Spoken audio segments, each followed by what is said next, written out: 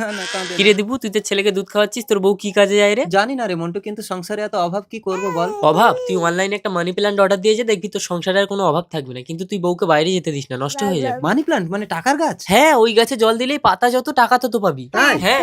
তাহলে আমি এক্ষুনি অনলাইনে অর্ডার করে দিচ্ছি এই মানি প্ল্যান্ট অর্ডার। অর্ডার। এ কি যুক্তি তুমি? হ্যাঁ দীপু, আমি অনলাইন অর্ডার ডেলিভারির কাজ করি। না না, এসব আর তোমাকে করতে হবে না, আমি টাকার গাছ অর্ডার দিয়েছি, এতে টাকা হবে। তুমি ছেলেকে ধরো, দুধ দাও। ছাড় বাবা, ছিঁড়ে যাবে। বুদ্ধু, এটা মানি প্ল্যান, এতে টাকা হয় না। আমার আরো অর্ডার আছে, 15 মিনিটে সাপ্লাই দিতে হবে। আমি যাই, ছেলেকে রাস্তায় দুধ দিয়ে দেবো। যুক্তি তোর বউ নষ্ট হয়ে গেছে, তোর কথা আর শুনবে না। তুই এক কাজ কর, অনলাইনে নতুন একটা বউ অর্ডার দে। ঠিক বলেছিস, তাই করি।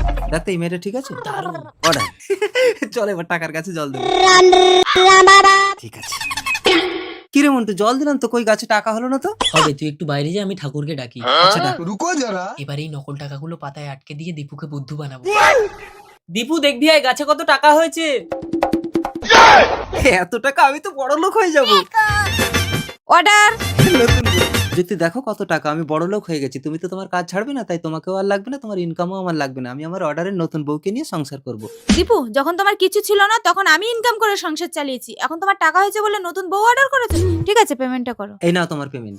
এসো নতুন বউ। এ কি, এগুলো তো নকল টাকা। নকল টাকা? Hi Montu, order cancel. নতুন বউ চলো।